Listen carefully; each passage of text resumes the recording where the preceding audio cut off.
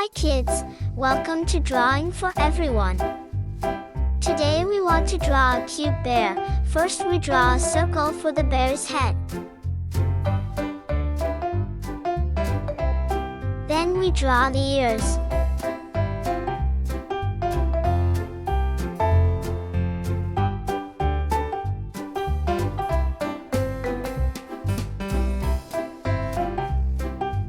We draw two small circles for eyes.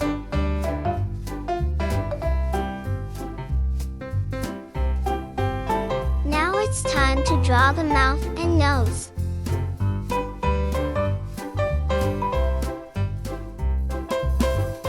We draw two curved lines for his body. And we draw two circles for his legs.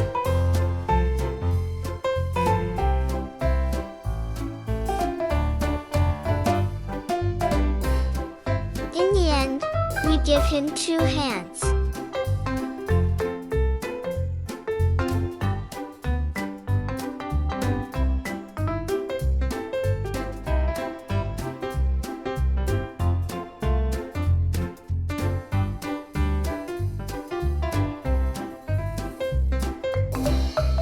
Well, we did great.